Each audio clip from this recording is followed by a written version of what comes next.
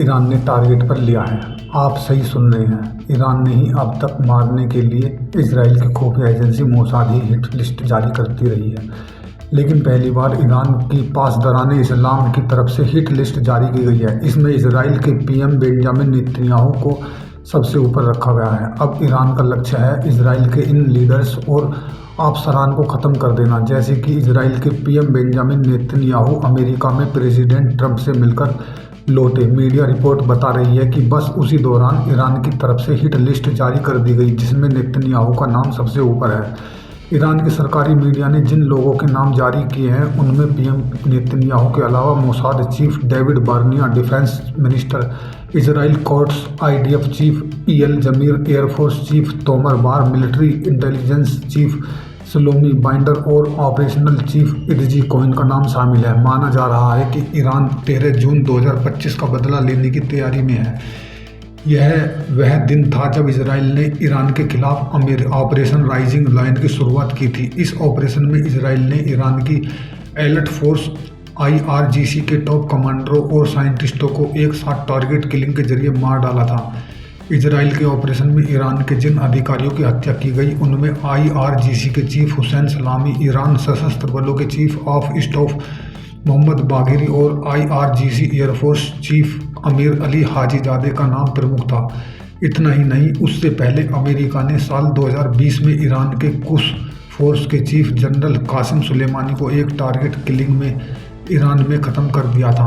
और तो और लेबनान में ईरान समर्थक संगठन हिजबुल्लाह के चीफ सैयद हसन नसरुल्लाह को टारगेट किलिंग में राजधानी बैरूत में मारा गया था। इससे पहले भी कई ईरानी साइंटिस्टों की इजराइल ने टारगेट किलिंग अंजाम दी थी। ऐसे में कहा जा रहा है कि अब ईरान ने भी बदला लेने का मन बना लिया है और पीएम बेंजामिन नेतन्याहू को निशाने पर लिया है। साथ ही पूरी लिस्ट भी जारी कर दी गई है। कहा जा रहा है कि ईरान में IRGC यानी पासदाराने इस्लाम की खुफिया विंग इस काम में माहिर मानी जाती है। इससे पहले भी कई बार ईरान समर्थित हूती और हिजबुल्लाह के रॉकेट पीएम नेतन्याहू के घर तक पहुंच चुके हैं।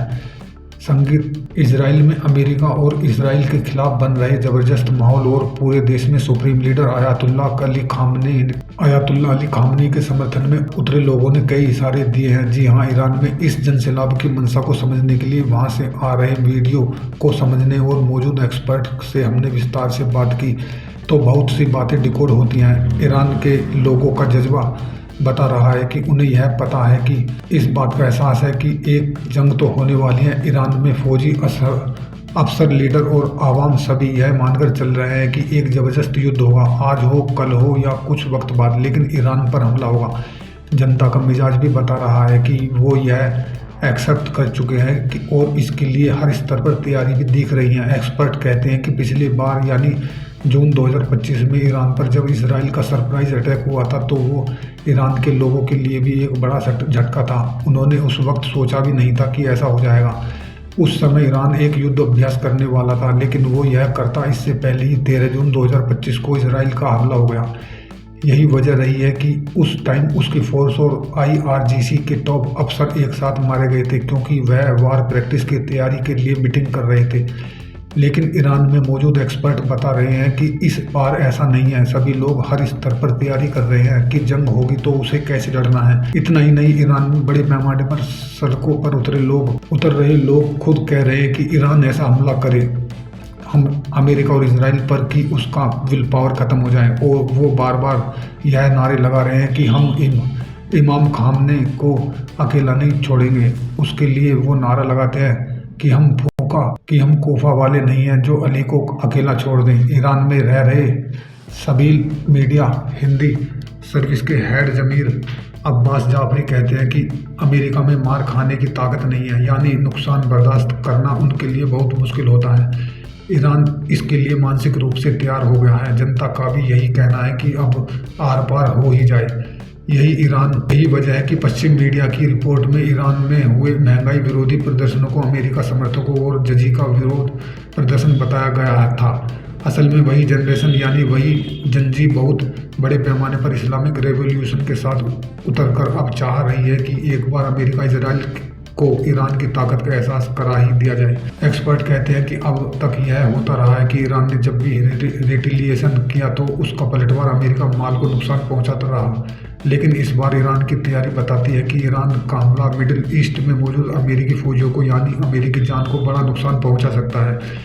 इससे ट्रंप के लिए बड़ा घरेलू समर्थन भी प्रभावित होगा और ईरान इस सिचुएशन का फायदा उठाना चाहता है। इतना ही नहीं कहा तो यह भी जा रहा है कि जून 2025 में 12 रोजा जंग के बाद पासदराने इस्लाम और फौज में जो नए कमांडर बने हैं उनके अंदर भी एक अलग ही जोश है और वह कुछ ऐसा करना चाहते हैं जो ईरान का यूथ ईरान का जन भी चाह रहा है। अमेरिका के खिलाफ ईरान में 86 साल के आयतुल्लाह सैयद अली खामनी को मिले अपार समर्थन और जनभावनाओं ने भविष्य का खाका खींच दिया है, जो यह दिखा रहा है कि ईरान एक अलग ही मोड में चला गया है। यह वजह है कि प्रेसिडेंट ट्रंप ने इजराइल के पीएम नेतन्याहू से बातचीत के बाद सिर्फ इतना ही कहा कि कुछ भी निश्चित नहीं हुआ, सिवाय इसके कि मैंने इस बात पर जोर दिया है कि ईरान के साथ बातचीत जारी रहेगी, यह देखने के लिए कि कोई समझौता हो सकता है या नहीं। यदि ऐसा हो सकता है तो मैं नेतन्याहू को बता दूं, यदि ऐसा नहीं हो सका तो हमें बस देखना होगा कि परिणाम क्या होगा। ईरान में जन सैलाब उमड़ पड़ा है। कहा जा रहा है कि यह लोग आयतुल्लाह सैयद अली खामनेई की ताकत है। आज ईरान में 22 बहमन मनाया जा रहा है। यह वहाँ की 1979 में हुई इस्लामिक क्रांति की सालगिरह है। इस वक्त ईरान के 31 राज्यों में सड़कों पर बड़ी तादाद में लोग ही लोग हैं। यह वो लोग हैं जो ईरानी इस्लामिक रिवॉल्यूशन के लिए अपनी प्रतिबद्धता का इंतजार कर रहे हैं।